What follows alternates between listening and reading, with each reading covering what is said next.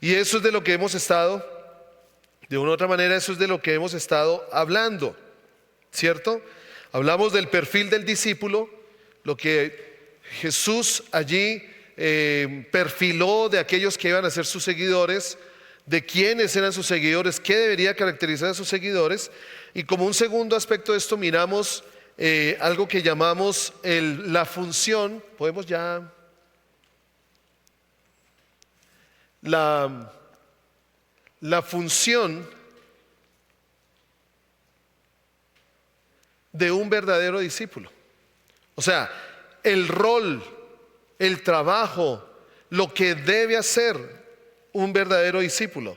Y interesante que Jesús, cuando empieza a mirar lo de la función de un verdadero discípulo, hace la declaración tomando dos símbolos o dos analogías, declarando que sus discípulos son la sal de la tierra y sus discípulos son la luz del mundo.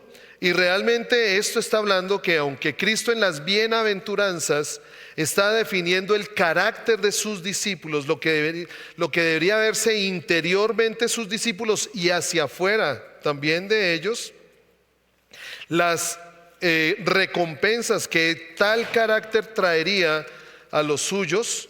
Aquí el Señor está definiendo, cuando habla de que somos la sal y somos la luz de la tierra,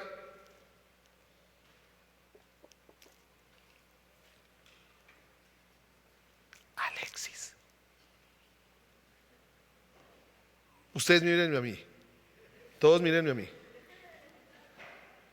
Vamos a quebrar el espíritu de chisme. Regálenme un minutico, por favor. Bueno, mientras lo que el Señor quería era hacernos entender que el carácter se ve, el carácter se manifiesta en la conducta. Ya lo hablamos hace 8 días, hablamos bastante de esto. ¿De qué sirve tener el carácter de Cristo si no se ve? ¿De qué sirve tener el carácter de Cristo si no se manifiesta? Si los demás no lo ven. Entonces allí es donde el carácter del discípulo se pone de manifiesto a través de la influencia de la vida de Cristo comparada con la sal y la luz. Y otra comparación que hace es una ciudad sobre una colina. Hablamos de la sal, que es interesante que cuando Jesús dijo a sus discípulos, Jesús no dijo ustedes serán la sal o ustedes llevarán sal. No, realmente lo que Jesús dijo fue ustedes son. Ustedes son. Por lo tanto, se refiere primero ya a una realidad que está en nosotros. Cristo en nosotros nos hace darle sabor a la sociedad, nos hace conservar la sociedad. Somos los hijos de Dios. Ustedes pónganse a pensar, lean la historia. ¿Cuántos hijos de Dios transformaron naciones? ¿Cuántos hijos de Dios fueron usados para traer dimensiones nuevas a la sociedad? Para traer realidades verdaderas de justicia, realidades verdaderas de paz, realidades verdaderas de progreso en pro de toda la sociedad. Solo los hijos de Dios. Perdónenme, pero aquí yo sí tengo que ser completamente claro. Solo un hijo de Dios con la vida de Cristo en su vida puede traer verdadera paz, puede traer verdadera justicia. Y esto es lo que hace la sal. Puede pasar inadvertida, puede pasar ignorada, pero a la final el hijo de Dios, me gustaría cambiar el título de cristiano, porque es que a veces, ustedes sí saben que hay diferencias entre cristianos e hijos de Dios. Hay muchos que nos podemos llamar cristianos y no comportarnos como hijos de Dios. Entonces, los hijos de Dios, los que hemos sido transformados por la vida de Cristo en nosotros, ejercemos una influencia en la sociedad, positiva o negativa. Positiva o negativa. También dijimos que cada uno, o sea, lo que es la sal y la luz, acentúa lo que distingue al discípulo. O sea, realmente lo que hace la sal y luz es que hace evidenciar al discípulo de Cristo. ¿Sí? Es diferente. Se supone que el discípulo de Cristo es diferente que los que lo rodean en el trabajo, en el estudio, en la universidad, en el colegio, en la familia. Se supone que somos diferentes. A mí me da mucha tristeza a veces que uno encuentra mayores cualidades en hombres y mujeres que no conocen a Cristo, mayor misericordia, mayor entrega, mayor disposición, mayor amor, mayor de todas cosas, que pues realmente sería como címbalo que no retiñe, como dice la palabra, porque no está Cristo en el corazón, que lo que deberíamos ser los discípulos de Cristo, los que deberíamos marcar la diferencia. Pero realmente Jesús está diciendo: hay algo que te distingue como ciudadano del reino, como ciudadano del reino. Tanto la sal como la luz son absolutamente indispensables para la vida. ¿O ustedes se ven viviendo sin sal y sin luz? ¿No? Es completamente indispensable. Y vimos la sal. La sal habla, vimos la sal. ¿Dónde es aquí? Bueno, vimos esto. Chan. ¿Qué es lo que son la sal y luz? Actúan secretamente. La sal actúa secretamente mientras la luz brilla públicamente. Y miramos la sal, que habla de la severidad del discípulo, podemos decir como de la firmeza, la rigurosidad, la fidelidad, la fortaleza, la fuerza del discípulo. De eso habla la sal. Ustedes son la sal de la tierra, pero ¿para qué sirve la sal si ha perdido su sabor? Pueden lograr que vuelva a ser salada, la descartarán y la pisotearán como algo que no tiene ningún valor. Y hablamos que la sal es enemiga de lo insípido.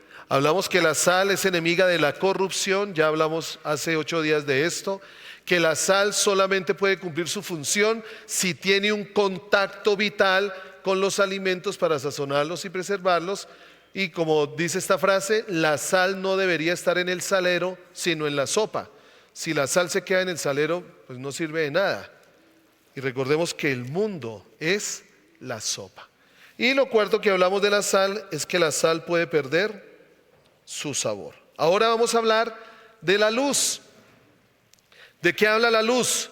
Del resplandor del discípulo. Mateo 5:14.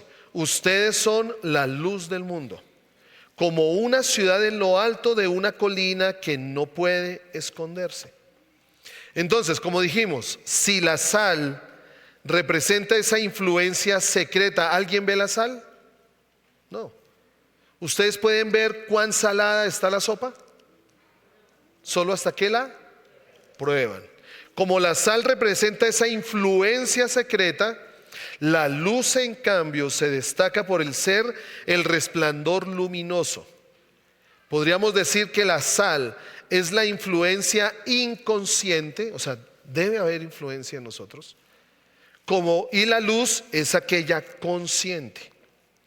La sal significa esa dignidad interior, la luz es aquel testimonio exterior. Si nosotros recordamos, Dios escogió a Israel, escogió un pueblo, escogió una nación.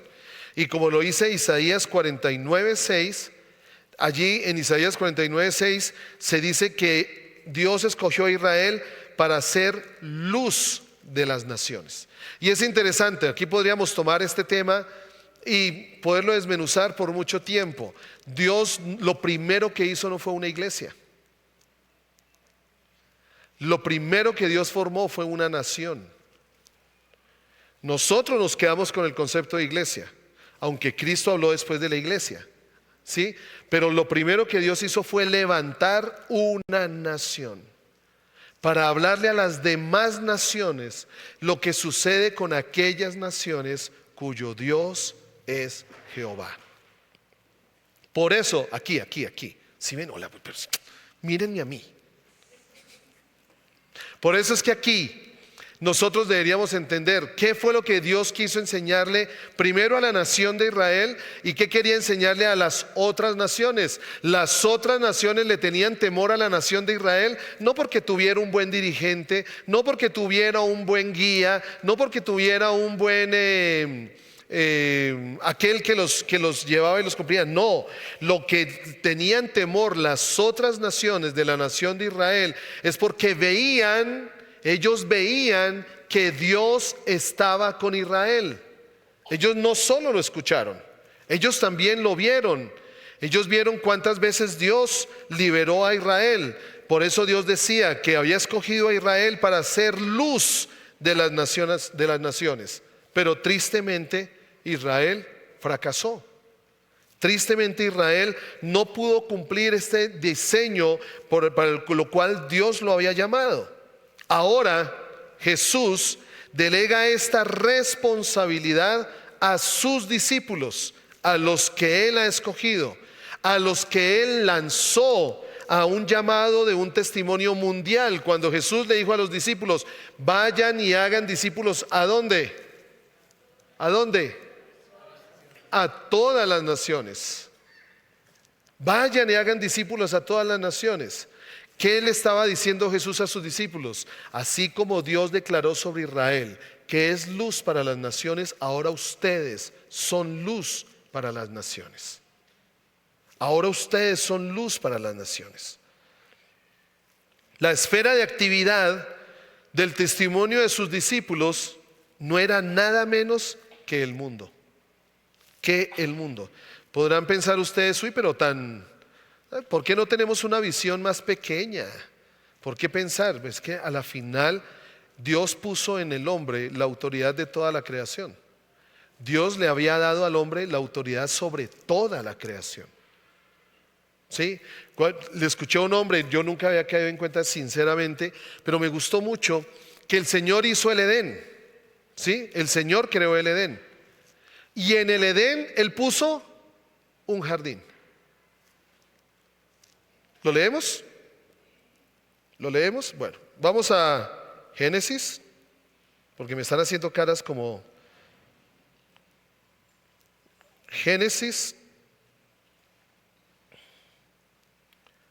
capítulo 1.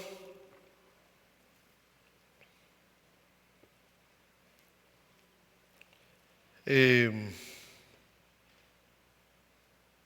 crea todo, hace toda la creación. Y vamos al capítulo 2. Terminó la creación y dice,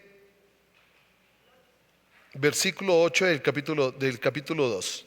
Después el Señor, entonces dice en el versículo 7, bueno, el 4 al 7 dice, cuando el Señor Dios hizo la tierra y los cielos, no crecían en ella plantas salvajes ni grano, porque el Señor Dios no había enviado lluvia para regar la tierra, ni había personas que la cultivaran. En cambio del suelo brotaban manantiales que regaban toda la tierra. Luego el Señor Dios formó al hombre del polvo de la tierra, sopló aliento de vida en la nariz del hombre, y el hombre se convirtió en un ser viviente. 8. Después el Señor Dios plantó un huerto en el Edén.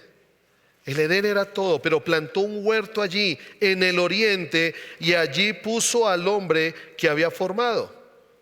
Allí puso en el huerto. Y le escuché a un hombre algo que me impactó muchísimo. ¿Por qué el Señor puso un huerto y le dijo al hombre que labrara y guardara ese huerto?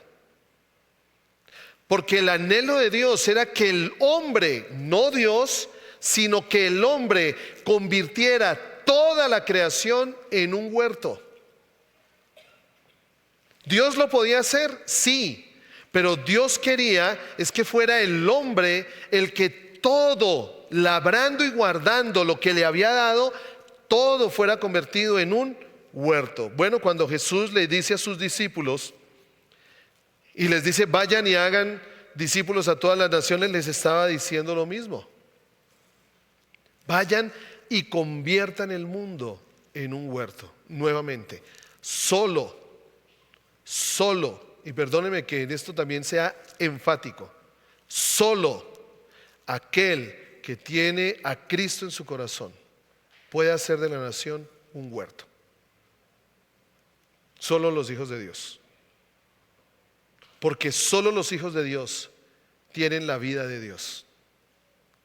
Y solo la vida de Dios es la que transforma, la que crea. Nadie más tiene la vida de Dios. Podemos escucharle a hombres y mujeres maravilla y media de que van a hacer y van a deshacer todo lo bueno y todo lo maravilloso. Podemos escuchar a las Naciones Unidas, podemos escuchar a las organizaciones no gubernamentales a decir todo lo que pueden lograr. Solo los hijos de Dios pueden hacer de la... Se fue la pila, no. Pueden hacer de la tierra un huerto, porque solo la vida de Dios puede hacer en la tierra brotar el huerto. ¿Estamos de acuerdo? Puede que esto nos desanime. No debemos poner la confianza en hombre alguno. Nuestra confianza está puesta en Dios. Por eso cuando Dios le dijo al pueblo de Israel, iban a entrar a la tierra prometida, llegaron los espías y comprobaron que lo que Dios les había dicho de la tierra era cierto, pero ¿qué pasó con los hombres? Los espías se dejaron llenar sus ojos de lo que vieron, desconfiaron de lo que Dios les había dicho. Y por eso esa generación no pudo entrar y tomar la tierra prometida y hacerla un huerto. No pudieron, porque miraron lo que sus ojos veían. Y nosotros tenemos que pedirle al Señor que cambie nuestra visión, que cambie nuestra manera de ver. Somos los hijos de Dios, con la vida de Dios, que podemos convertir nuestro barrio, nuestra ciudad, nuestra nación, las naciones de la tierra en un huerto. Solo nosotros, solo nosotros. Entonces aquí el Señor les estaba dando a los discípulos este testimonio, les estaba diciendo: ahora ustedes son luz de las naciones.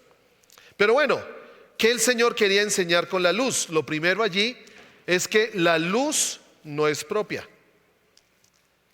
La luz es prestada. ¿Sí? Dice Filipenses 2:15 que Él era la luz, hablando de Cristo. Entonces, si Él es la luz, nosotros somos ¿qué? Luminarias.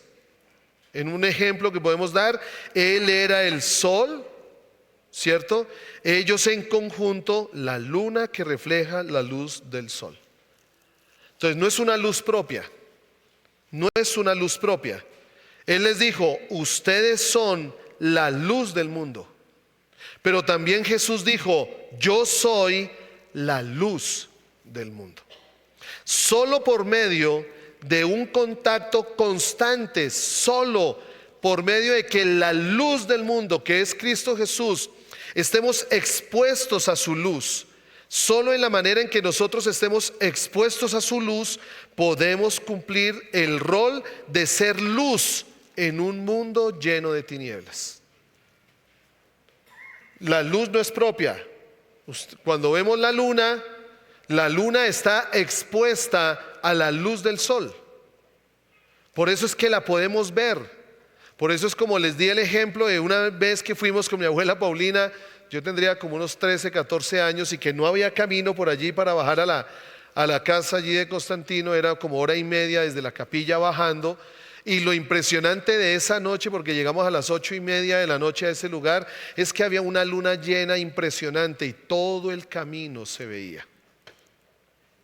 De esto se refería, creo, el salmista David, cuando él declaraba: envía tu luz y tu verdad, y éstas me guiarán, y éstas me guiarán. Entonces, primero es entender que la luz no es nuestra.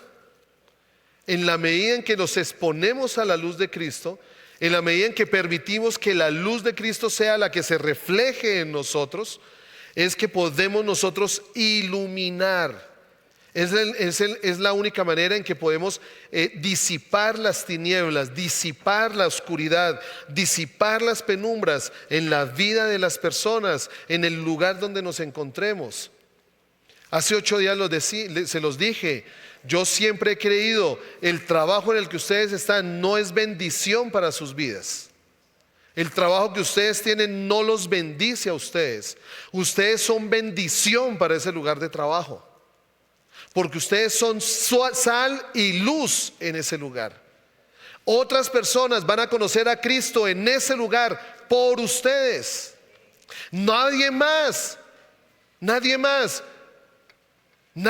va a poder. Son ustedes la única oportunidad. Yo conozco de empresas donde los cristianos, donde los hijos de Dios se reúnen y tienen allí tiempos de oración, pero allí también tienen que salir y tocar a los demás ¿Cómo somos luz para los demás? Cuando vemos realmente, era lo que decía Jesús de sus discípulos, que lo habla también en el Sermón del Monte, cuando recorremos la segunda milla, cuando el jefe nos pide el manto, nosotros también le damos el vestido.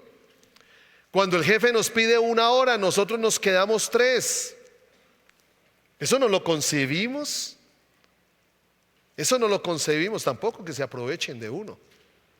Acuérdense, Henry, que yo soy manso, pero no menso. Miren, nuestras acciones son los que van a empezar a disipar la oscuridad en los corazones de aquellos que no le conocen. Nuestras acciones. La manera como actuamos, la manera como tratamos a los demás, nuestro lenguaje, nuestro vocabulario, eso va a hacer marcar una diferencia. Este tiene algo diferente. Este muestra algo diferente. Pero si nos comportamos como los demás, ahora no estoy diciendo que los demás sean menos y nosotros más, no. Es que recuerden que la vida de Cristo está en ti, la vida de Cristo está en mí. Por eso es que tenemos que estar expuestos a la luz. Nuestra vida primera expuesta a la luz. ¿Qué habla de esto? ¿Qué habla de una vida expuesta a la luz? Es una vida sin sombras. Es una vida sin sombras. A la final, nosotros somos como aquel prisma en el que se convierte el arco iris. Llega la luz de Cristo a nosotros y nosotros la reflejamos, nos traspasa, y cuando la dejamos traspasar completamente, esa luz se convierte en muchas facetas del amor de Dios: misericordia, compasión, ayuda, entrega, disposición, gracia. En eso se convierte el amor de Dios. Imagínense, el amor de Dios es esa luz blanca que toca nuestra vida. Nosotros la reflejamos y manifestamos toda la gama de colores del amor de Cristo hacia los demás. No todo, o sea, siempre vamos a ver en la palabra que los que fueron cambiados fueron llamados a cambiar. Los que fueron transformados fueron llamados a transformar. No es un depósito, no es un tesoro personal. Esto no solo es mío, me lo quedo para mí. Igual, recuerden que el Señor, cuando estemos delante de Él, nos va a llamar a cuentas. Y nos va a decir: ¿qué hiciste con lo que te di? ¿Qué hiciste con? O sea, va a haber un rendir cuentas al Señor. Nosotros no nos vamos a salvar de ese rendir cuentas a Él. Y como yo les he dicho, qué bueno que en nuestro corazón esté el pensamiento de que cuando el Señor nos dé a cuentas al final y se las demos, nos diga: buen siervo y fiel. Buen siervo y fiel. Lo segundo que Jesús les dijo a sus discípulos que ellos eran la luz, no las luces. Qué interesante que la dimensión en Cristo siempre es de uno. Aunque somos muchos, es de uno. Somos muchos miembros, pero hacemos parte de un solo cuerpo. Ellos son Padre, Hijo y Espíritu Santo, pero ellos son Dios. Y si usted...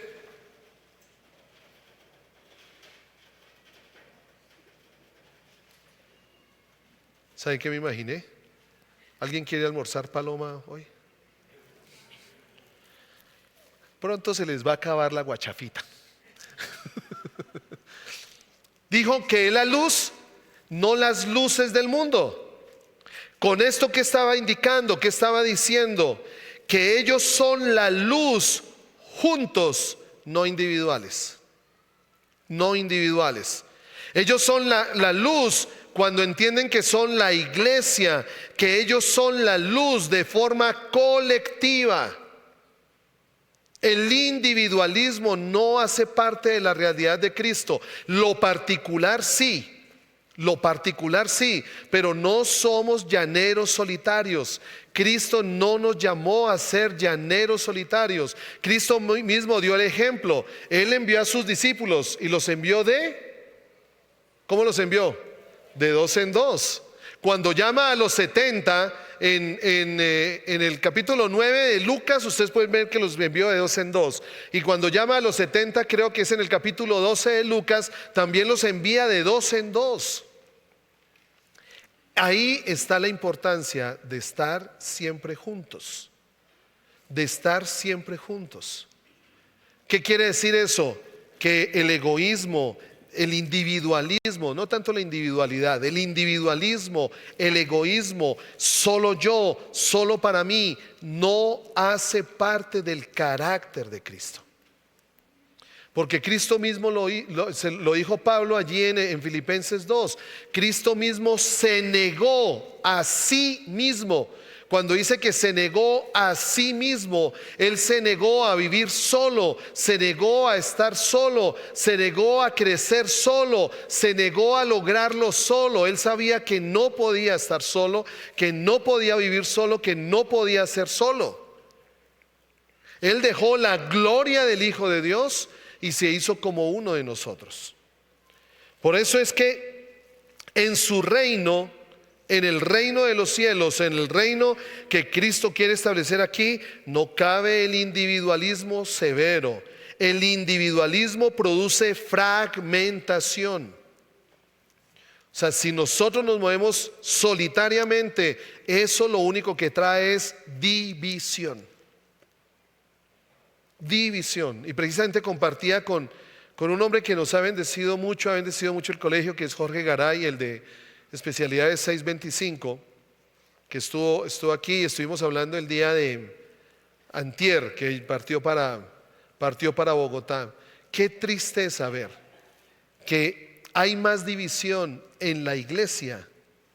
Hay más división, o sea, a veces hay más unidad en hombres y mujeres que no conocen a Cristo que en la misma iglesia de Cristo.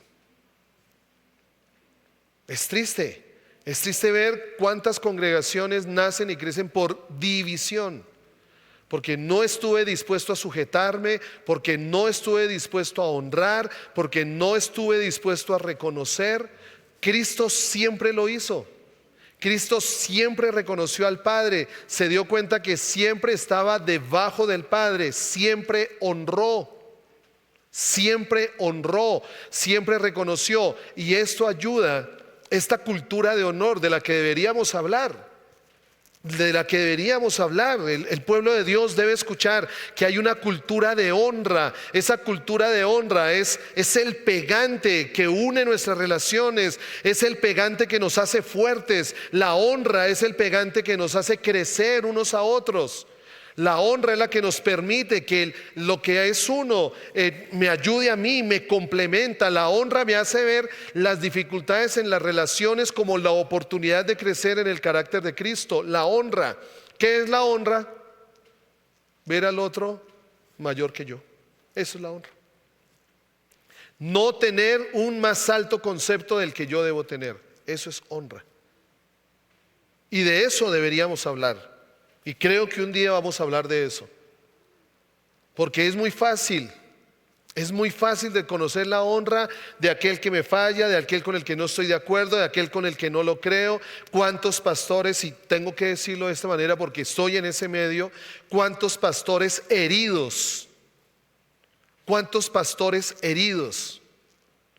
Yo le doy gracias a Dios porque cuando nos han llegado personas de otros lugares, no me dejarán mentir aquí algunos, les he dicho: vuelvan, hónrenlo, oren por él. Pero si el Señor les sigue poniendo en el corazón, bueno, listo, pero hicieron el trabajo, lo honraron, lo hablaron. Y personas que están aquí, que asistieron de pronto a otra congregación, le doy gracias a Dios de que tienen relaciones sanas con sus pastores. Pero es muy triste que el que primero sale, y casi digo esa palabra, se me vino Rigo, no.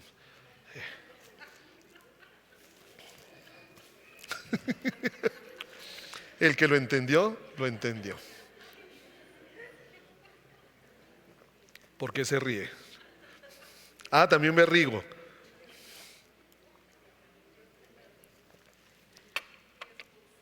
El que siempre sale perdiendo. El que siempre sale landreado es el pastor. Es el que tiene la culpa de las fallas, es el que tiene la culpa de las malas decisiones, es el que tiene la culpa de todo. Pastores heridos.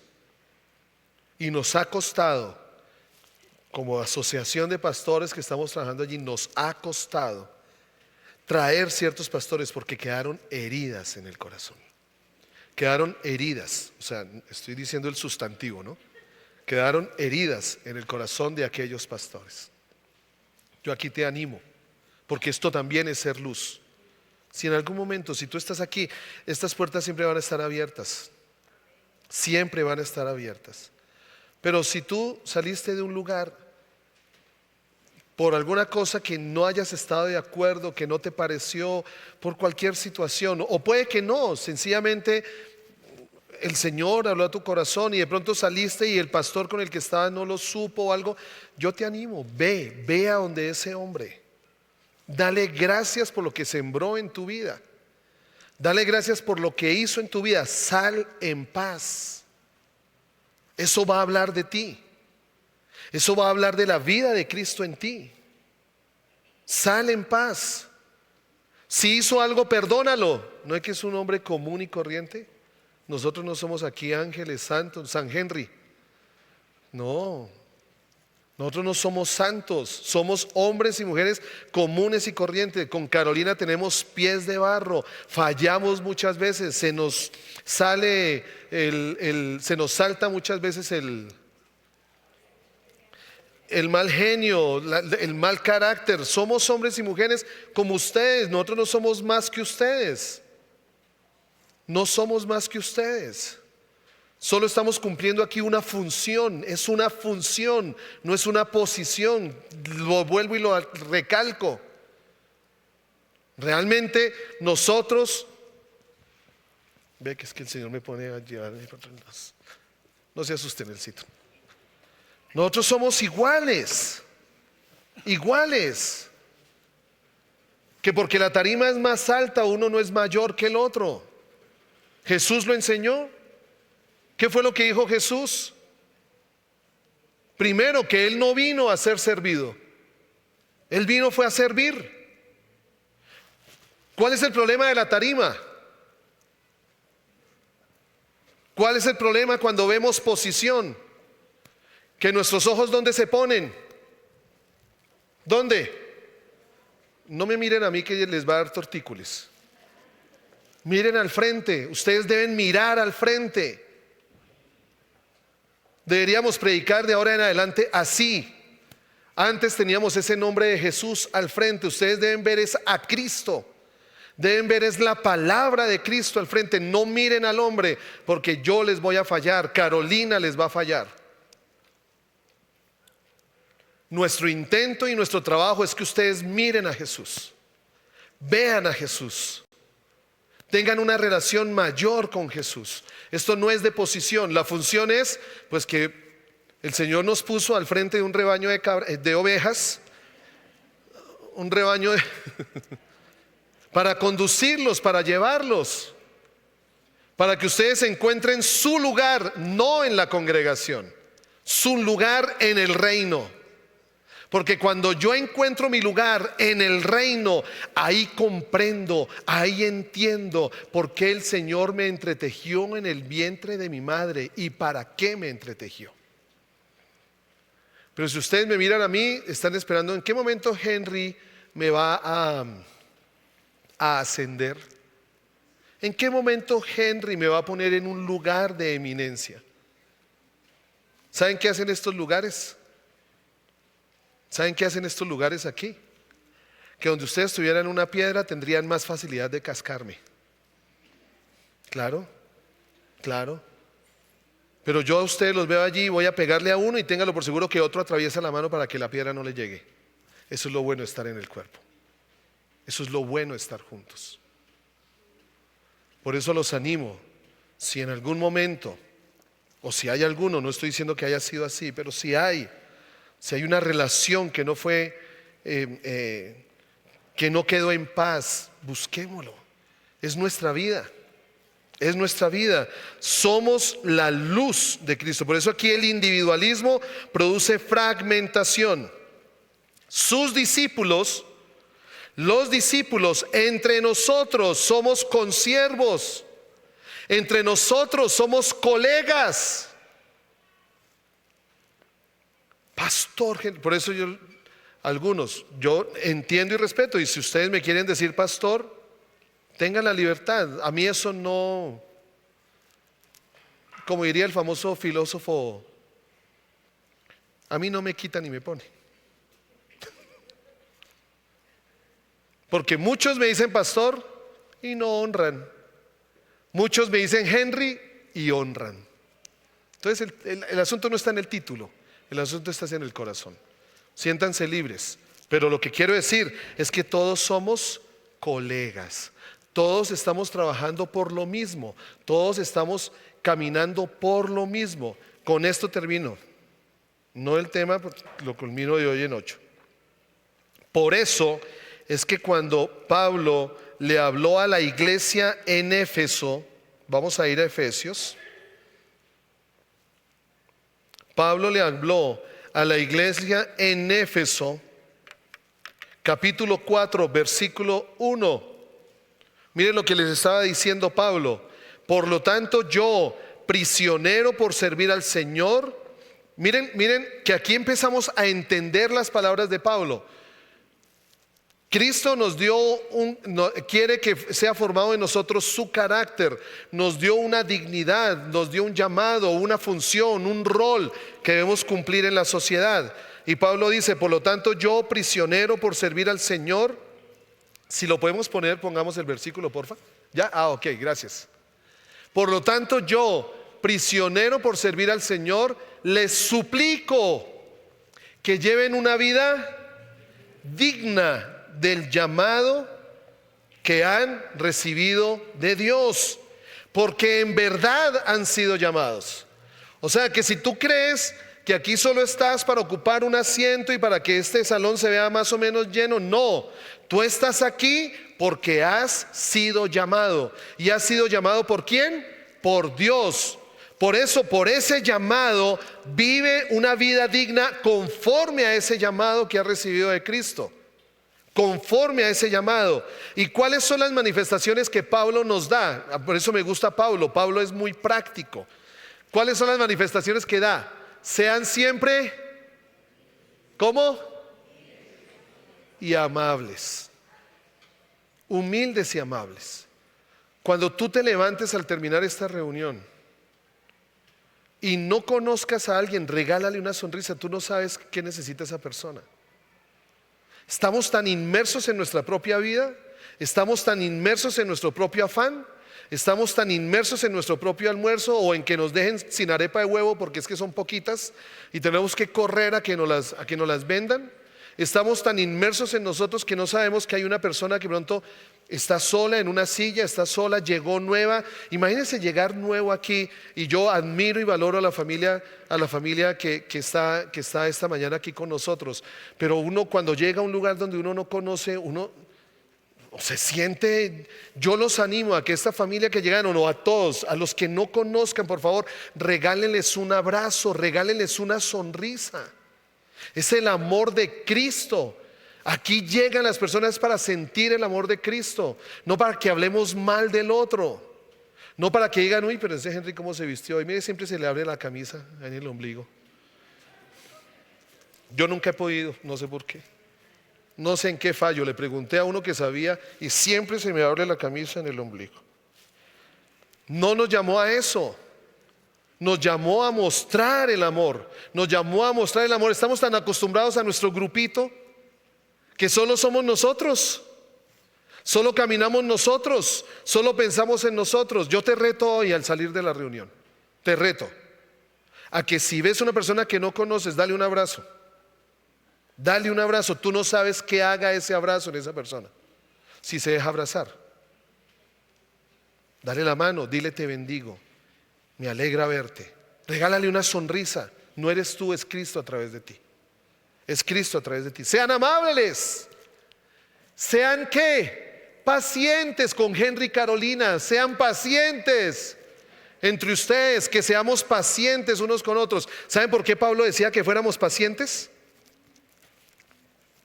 Porque es que siempre vamos a fallar, no siempre vamos a encontrar la cara amable del otro, no siempre vamos a encontrar lo que esperamos del otro. Ay, yo le mandé un mensaje por WhatsApp y nunca me lo respondió, ¿y por qué no me llamó? Y así hubiéramos hablado.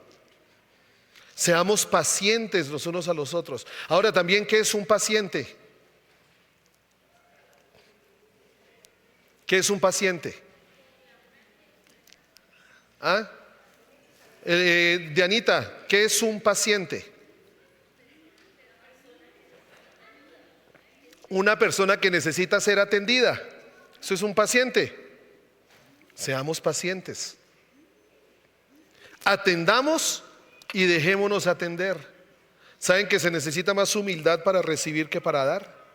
Con orgullo damos, con orgullo entregamos, pero cuando alguien nos va a dar algo, no, nos sentimos como, no, es que cree que yo necesito. No, se necesita más humildad para recibir. Entonces déjate amar. Deja recibir, que te den del amor. Es ser paciente. Tolérense las faltas por amor. Versículo 3: hagan todo lo posible. Pablo nos está diciendo que hagamos todo lo que esté en nuestras manos hacer para mantenernos divididos en el espíritu. Para mantenernos, ¿cómo? Unidos. ¿Saben qué significa unidos? Que solo hay un uno si hay más de dos. Ser uno. Unidos en el espíritu y enlazados mediante la paz. ¿Por qué? Y Pablo nos da la respuesta. ¿Por qué debemos ser humildes, amables, pacientes, tolerarnos, mantenernos unidos? Y la respuesta está en el versículo 4. Pues hay tal como ustedes fueron llamados a una misma esperanza gloriosa para el futuro. Una vez predicamos de esto, ¿se acuerda? Los 7 unos de Efesios 4. Hay un solo, versículo 5, Señor, hay una sola, un solo Dios y Padre de todos, quien está sobre todos y en todos vive. El Padre es uno. Nosotros manifestamos su unidad.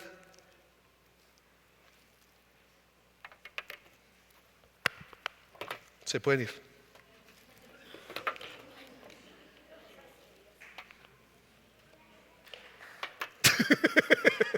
No, aplaudan, no. Vamos a ponernos en pie. Yo una vez lo hice, sé que es incómodo, pero lo vamos a hacer. ¿Les parece? A veces es bueno incomodarnos, ¿no creen? Porque incomodarnos nos rompe. Vamos a tomarnos de la mano, todos. Ustedes, por favor, acérquense para acá, para acá.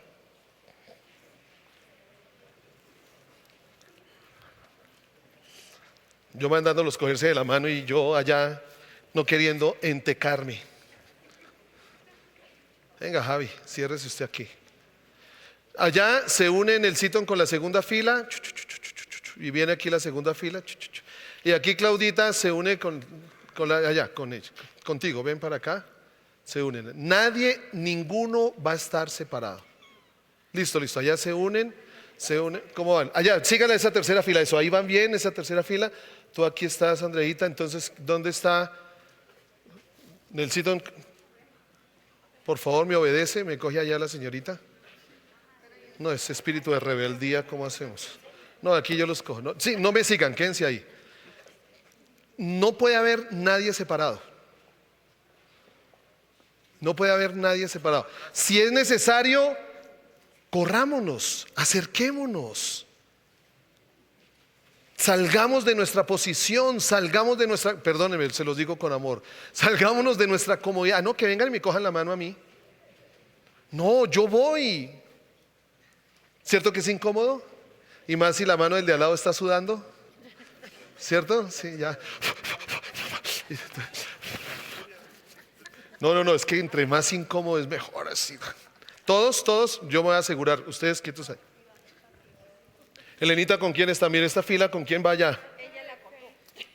Vaya, van ustedes allá. ¿Ustedes con quién están unidos, Iván?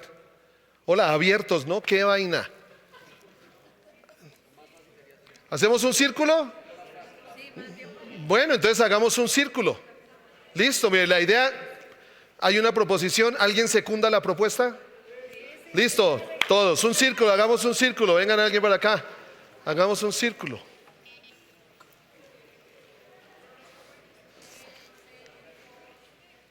No me dejan a nadie por fuera.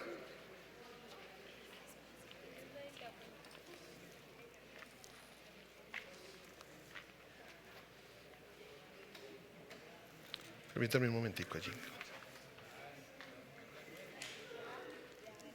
Muy bien, Juber. Es que yo no soy ingeniero. ¿Cómo?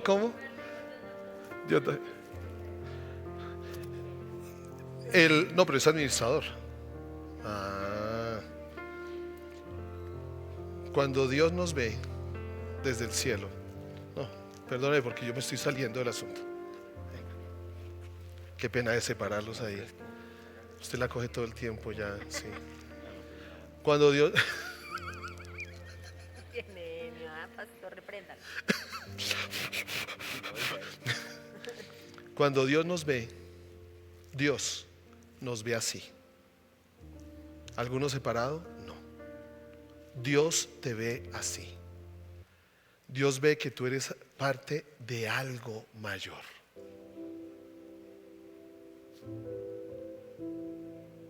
¿Cómo te sientes al verte así? ¿Cómo te sientes al ver que no estás solo? ¿Cómo te sientes al ver que somos una familia? Ahora imagínate si este círculo lo agrandáramos con las demás congregaciones. ¿Cuánto podríamos abarcar de Sogamoso si con los demás nos cogiéramos así de la mano? Y que cuando el Señor mirara la ciudad nos mirara así. Él nos ve así. Y Él primero nos quiere decir que Él está en medio de nosotros. ¿Quién está en el centro? Él. Él está en medio de nosotros. Si tú quieres verte solo, si tú te has sentido solo, perdónanos. Perdónanos si no hemos sido diligentes. No es lo que Dios quiere. Pero pon de tu parte. Pon de tu parte. Que estemos así, orando unos por otros, caminando juntos. Hay una razón de ser por la cual el Señor nos puso en esta ciudad. Para estar divididos, no, para estar unidos. Tenemos un mismo Señor. Tenemos al mismo Dios. Creemos en el mismo Espíritu. Tenemos la misma palabra. Y yo les pregunto, ¿vale la pena luchar por esto? Uy, Señor, se quedaron callados. ¿Vale la pena luchar por esto? Yo no sé si tú conozcas a la persona que está a tu lado. No lo sé. Pero yo sí sabía que si yo terminaba la reunión, cada uno iba a salir a correr por la empanada. Ahora, ¿qué van a tener que hacer? Van a tener que darle un abrazo al que está a su derecha y a su izquierda. Todavía no. Ya les tocó. Puede que no lo conoces. Si no lo conoces, pregúntale el nombre. Si él no te conoce, dale tu nombre. Hola, hermano. No, ¿qué hubo, Henry? Se escucha más chévere. No digo que no se digan hermanos. Dale el nombre. Hazlo sentir que es parte. Si tú ya te sientes parte de algo, hazle sentir que es parte de algo. Señor, te damos gracias, Padre Celestial, en esta tarde ya. Gracias. Porque tú eres nuestro Dios. Tenemos un solo Señor. Gracias porque tu Espíritu está en cada uno de nosotros. Gracias porque tú estás en nosotros y nos haces uno solo, Padre. Señor, ayúdanos a que esta unidad que hoy se representa en este círculo la podamos mantener, que hagamos todo lo posible por estar unidos, Señor. Hagamos todo de nuestra parte por estar unidos, oh Rey. Y ayúdanos a extender este círculo a los demás de tu pueblo que están en esta ciudad. Señor, yo bendigo a cada uno. Yo bendigo la unidad que hoy representamos aquí. Sabemos que hay diferencias, sabemos que hay dificultades, sabemos que hay circunstancias que muchas veces nos separan, pero yo hoy te bendigo a ti porque tú eres el mismo en cada corazón y es el que nos ayuda a estar juntos. Y Padre Celestial, ayúdanos, ayúdanos, ayúdanos a que nuestras manos no se separen, ayúdanos a caminar siempre unidos en un mismo propósito y en tu camino que fue el que tú mostraste. Envía tu luz y tu verdad para que caminemos por ese camino, Señor, en Cristo Jesús. Amén. No se van a soltar.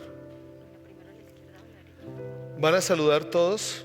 No, cada uno haga lo que... Van a saludar al que está a la izquierda, al que está a la derecha.